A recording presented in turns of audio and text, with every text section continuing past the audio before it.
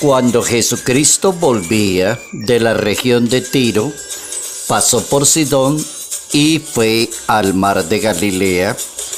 Atravesó el territorio de la Decápolis. Le presentaron un sordomudo, le pidieron que le impusiera las manos. Jesucristo lo separó de la multitud, lo llevó aparte, le colocó los dedos en la oreja y con saliva le tocó la lengua. Después, levantando los ojos al cielo, suspiró y le dijo: Efatá, que significa ábrete. Y enseguida se abrieron los oídos, se le soltó la lengua y comenzó a hablar. Jesucristo le mandó insistentemente que no dijeran a nadie, pero cuanto más insistía, más lo proclamaban, y en el colmo de la admiración decía: todo lo hace bien. Hace oír a los sordos, hablar a los mudos. Evangelio según San Marcos, capítulo 7, versos 31 al 37.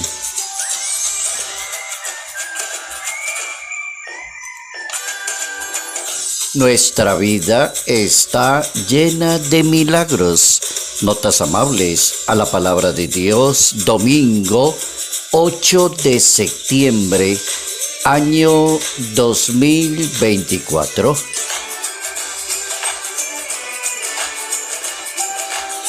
Hoy nuestra Iglesia Católica recuerda la Natividad de la Santísima Virgen María, y es especial ese momento en la historia de la salvación, cuando Dios recoge en la Santísima Virgen María todo lo que significa su plan, desde elegirla a ella, concebirla sin pecado original, unos padres maravillosos, Joaquín y Ana, y toda la actividad impresionante de la Santísima Virgen María en la historia misma de la salvación, en lo que ha dado para la misma Iglesia Católica.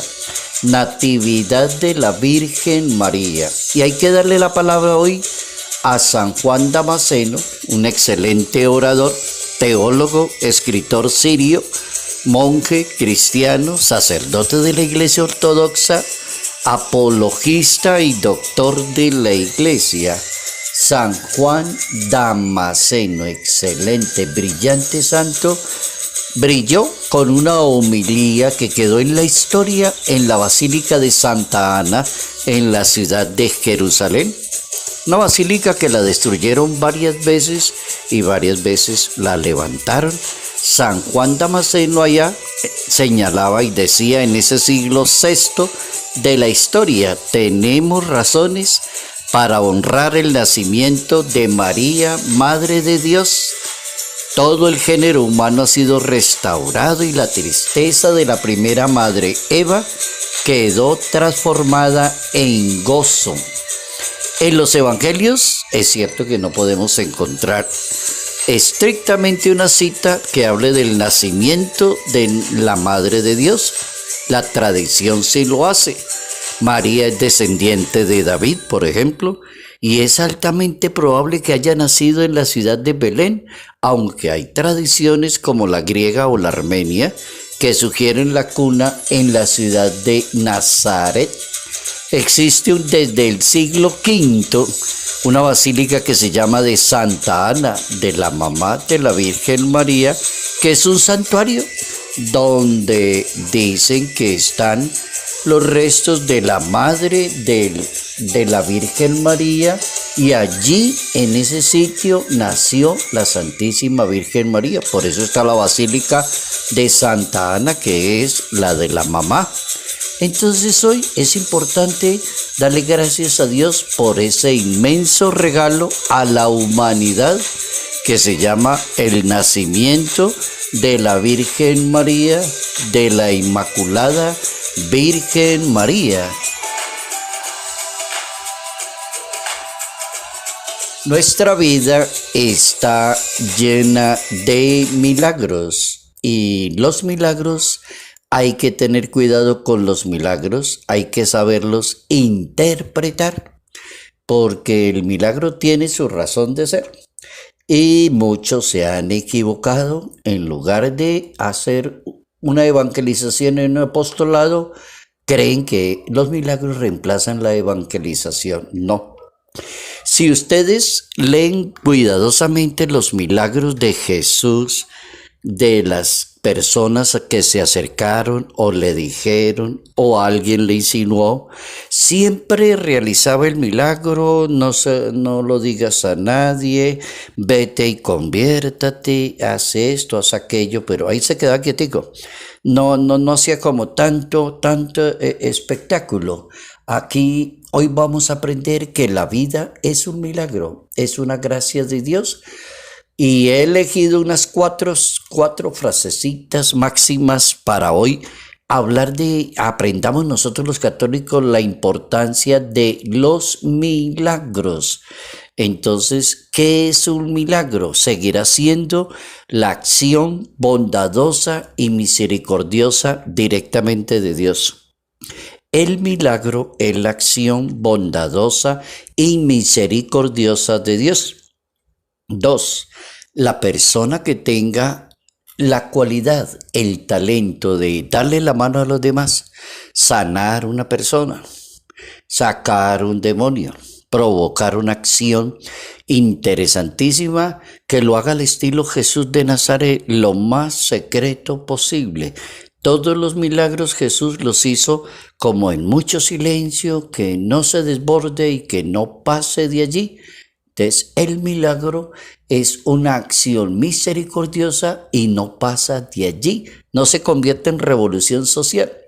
Quien recibe la acción del milagro se convierte en un apóstol de la bondad de Dios. Esa es la tercera máxima. El que reciba milagros de Dios, sanaciones de Dios, bondades de Dios, que se convierta en un apóstol de la bondad de Dios. Oigan eso tan importante, que se convierta en un apóstol. La persona que recibe el milagro tienes que salir a evangelizar, a ayudar a los demás, a servir a los más necesitados, a ser ejemplo para los demás. Eso sería que ser, y no un show. Demostrar al del milagro y que todo el mundo aplaude, que mire aquí y que era inválido y ahorita sí puede caminar, que vamos a darle un aplauso. No, todo eso es antibíblico, eso no tiene absolutamente nada. Siempre los milagros que realizó Jesús, las personas salieron a hacer el bien y él mismo se lo dijo: vete y preséntate. Ahora, digamos las frases más corticas de Jesús ante los milagros para corregir ese detalle. Los milagros del enviado de Dios traen advertencias. Oigan las advertencias directamente bíblicas. Primero, no le digas a nadie. Cállate y vete y haz el bien y conviértete porque Dios llegó a tu vida. No le digas a nadie. Otra cortica, dicha por Jesucristo: vete y no lo vuelvas a hacer. Conviértete como persona.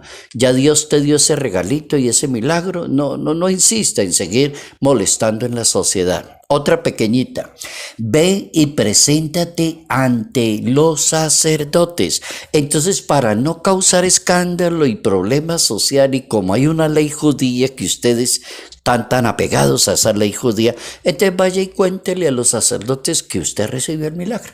Vaya y cumpla con la ley para evitar problemas. Ve y preséntate. Son frases cortiticas. Otra: si ya estás curado, ¿por qué estás creando escándalo? Jesucristo curó a alguien y ese alguien se fue por allá para la plaza de mercado, como diríamos hoy en día, y haciendo escándalo y contándole a todo el mundo. Eso es lo que hay que evitar con los tales sanaciones y con los milagros que se desbordan y se convierten en cosa humana y ya dejan de ser asunto divino y terminan muy mal.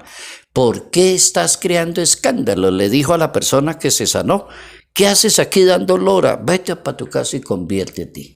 Ahí tienen 1, 2, 3, 4, 5, 6 frases que yo creo que son suficientes para uno entender la importancia que el milagro es y seguirá siendo la acción bondadosa y misericordiosa de Dios. Ese es el milagro.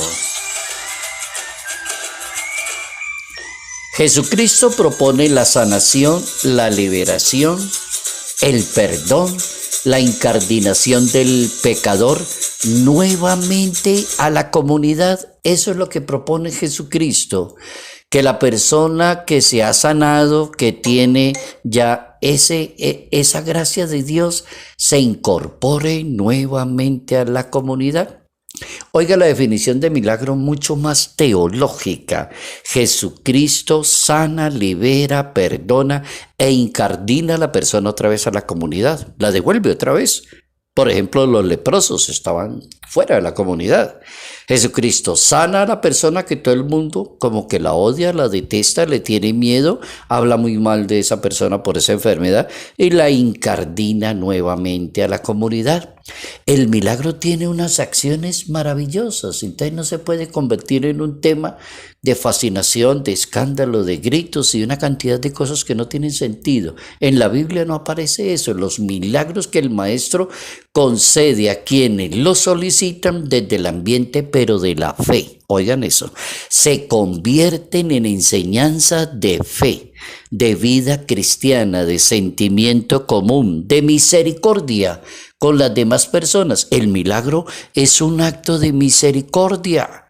Si tú tienes el don de sanación, el talento de sanar, hágalo en silencio, hágalo en la prudencia, hágalo evitando cualquier cosa que eleve a la persona. Si el mismo Hijo de Dios, que es Dios mismo, evitó eso, ahora un ser humano mucho más.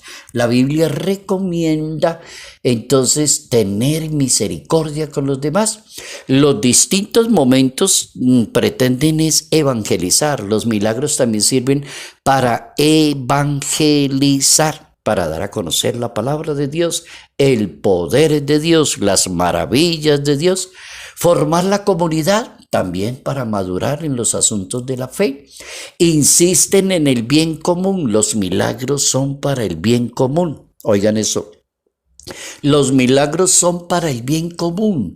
El Hijo de Dios evita que cualquier milagro se convierta en populismo, fantasía. Hay que evitar mucho eso. El Papa Francisco enseña que debemos maravillarnos ante los milagros.